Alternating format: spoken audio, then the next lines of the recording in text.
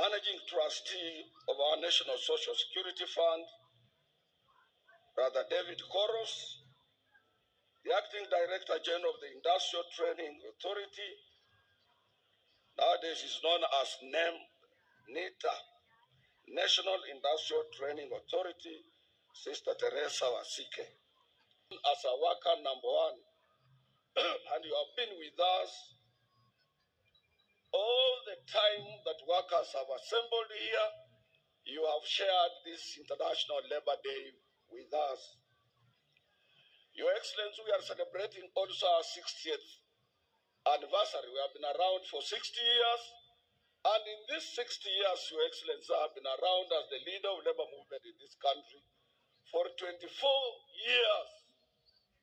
And recently, Your Excellency, when we were with you in Nyanza, I did mention that you are my last president for me to serve. I have served all presidents of the Republic of Kenya, and I also assured shop stewards recently that as you see me here, I'm contemplating to exit. But then, because we have democracy, and there are people who are watching what we are doing, whether we are responsive to workers' needs or not, a section of my executive board met and gave another resolution, and they are confident in me. But I want to assure them, as much as we have heard our song, which says our solidarity is forever, we call ourselves brothers and sisters. This does not mean that as we enter into the new year, that it will be only Atwoli who can be able to lead labor movement. Our organization is democratic. We are free and independent. And among our affiliates, 42 of them, they know your capabilities, those who are affiliates, your abilities to articulate issues concerning working men here and across the globe, and they will make a decision. And we will respect their decision. Your Excellency, this year's theme is self-reliance in production is the key to economic growth. Your Excellency, unless we are in producing, unless we are in manufacturing, unless we are attracting foreign exchange, our economy can hardly grow.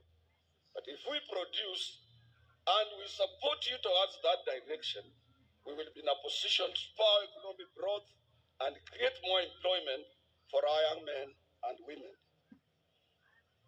Your Excellency, as Kenyan workers, we remain alive to the fact that global political trends largely affect market dynamics and the prospects for growth and employment creation.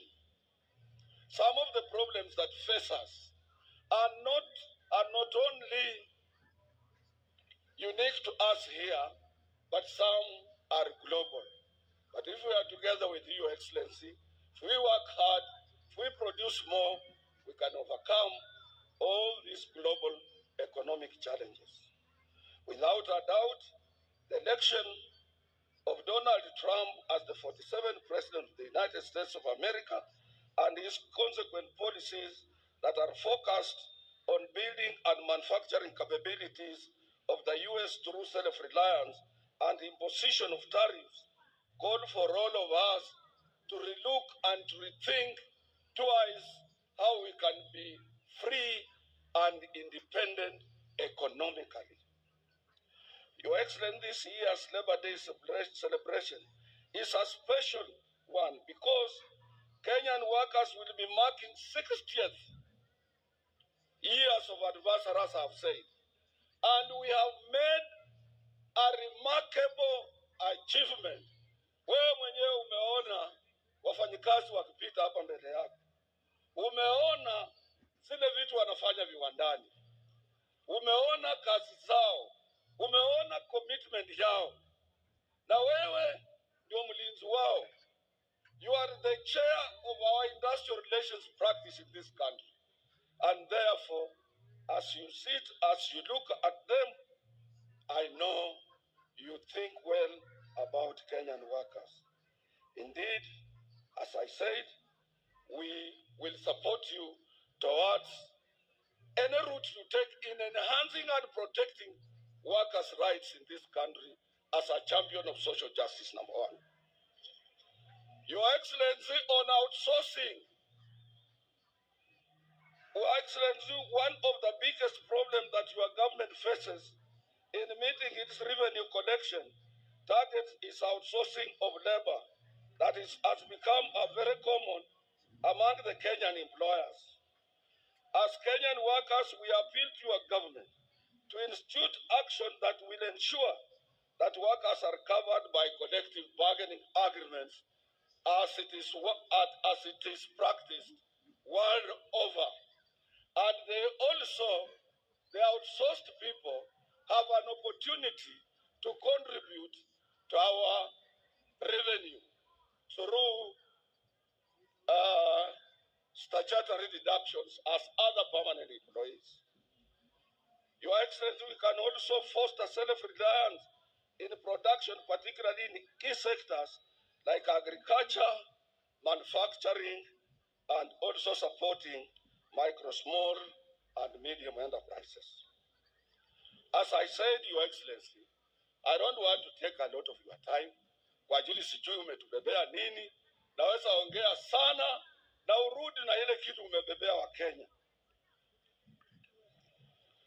Your Excellency, you have seen the textile industry here. It is our wish that we support our textile industry. Because when we were growing, we had Kikomi, we have Raymond, we have Rivertex, we had Thika, textile milling machines, we had everywhere in Kenya, we were producing textile materials. We need to go back there, Your Excellency, and we support you to create more employment. Lastly, I shouldn't say last, but second or third to last, I want to take this opportunity to thank you. Last week you went to China, and we in Central Organization of Trade Unions, we work closely with all Chinese Federation of Trade Unions. And Chinese, Your Excellency, most of them are genuine and they support Africa genuinely. But since our policy, foreign policy and our Kenya's policies of a non-alignment, we work with every nation. But I want to thank you for your trip to China. We will be able to realize more, particularly the agreement you signed to address the dual carriage way from Nairobi towards Western Kenya, and also to extend SGR. SGR is one of the important routes that will alleviate the transport problems facing Kenyans. The other area I want to mention, President, that I cannot sit down without mentioning this. This is an area of patriotism. This one I will talk, and I will talk as a patriotic Kenyan until I go to the grave. I'm appealing to Kenyans, Your Excellency. We must love this country. We have no any other country. If this country went down to dogs, we have no any exit route. Kenyans are watching their television. They should look what is happening in Bukavu, in what is happening in Goma. Pali mtu anatoka na watoto na kondoo, wanafika kwa njia, wana abandon kondoo, anarudi kwa watoto yake na wajafika pahali wanaenda. This is not the route we want to take. But Your Excellency, one day you Kenyans will remember me. If we don't regulate social media, if we don't, in China where you have been, it is regulated. With a population of about 1.4 billion people. In Dubai, it is regulated. In UK, it is regulated. In US, it is regulated. Kenya cannot be free for all. Kenya can. You see, that is the patriotism that we must follow. Your Excellency, I want to appeal to you also to apply reforms in public institutions like posts, those postal cooperation, to make sure that it is effective. Because If you look at Amazon, which does the same job in the US, get employment. Lastly, Your Excellency, I want to appeal to you. This city belongs to all of us, and this city must reflect other cities of the world. This city must reflect Accra, Ghana. This city must reflect Abuja in Nigeria. This city must reflect Kigali in Rwanda. This city must reflect Abidjan in Ivory Coast. We cannot remain in a filthy city, a city of hawkers, a city of riders, a city of matatus, and when somebody arrives at the airport on Mombasa Road, is full of hawkers depicting the picture of poverty of Kenya. This must come to an end, and we are appealing to the national government to team up with the county government and make sure that we have a city. Let landlords paint their buildings, repair their pavements, and make sure Nairobi, we reclaim our lost glory of this international city. Your Excellency, we support your housing problem, and we appeal, since we are represented on that board, that workers should use their payslips to acquire those houses. Workers have no money for deposit. We can use our payslips to get into those houses. I appeal to you to go towards that route, Your Excellency. The other area, Your Excellency, I want to appeal to you. I want to assure you not to appeal. I am sitting on SHA board representing workers. And I want to show Kenyans that SHA is working. SHA is now working.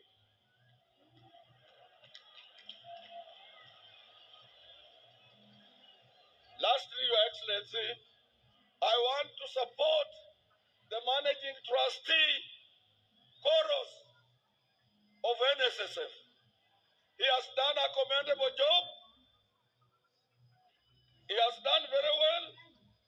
And as I'm talking, since we implemented the new act, NSSF has realized 220 billion for Kenyans, and we must rally behind the managing trustee of the NSSF. Lastly, Your Excellency, we have a problem. You saw workers here with placards saying, let us carry out ratification on ILO Convention number 189 to protect our domestic workers. Let us also ratify ILO Convention 190 to stop both domestic harassment and violence at workplace. These two conventions have been ratified world over. And Your Excellency, you need to talk also to the Federation of Kenya Employers. You are our person. Let them give us support in this direction. Your Excellency, you need also to talk to the Federation of Kenya Employers. That when you gave these workers 6%, to date is not fully implemented. I'm telling you for free and for sure. And there is no any time His Excellency the President has announced the year salary increase and then it becomes a subject of debate.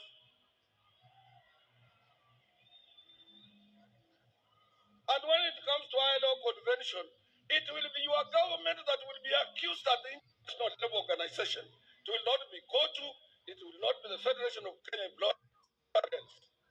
So anybody frustrating the ratification of ILO 189 and Convention 190 is frustrating your government. Anybody who doesn't want that 6% you gave us to be fully implemented is not frustrating workers, but is frustrating the government.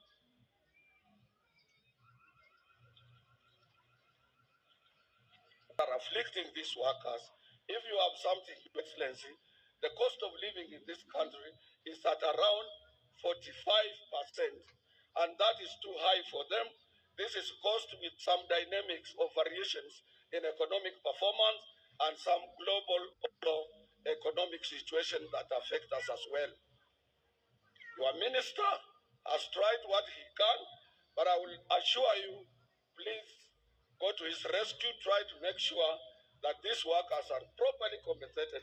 And more so, Your Excellency, what is eating in our jobs are free riders, people who are employed through the back door, outsourced at a lower rate. They don't pay taxes. They don't contribute to collective bargaining agreement. There is no any agreement binding on them. They are slaves in our industries, enslaved by employers. And Kenya is a free country, can sit and see people outsourcing people. A company retrenches people. It asks its supervisor to form a company of exploitation. This can't be allowed in free Kenya. Can't.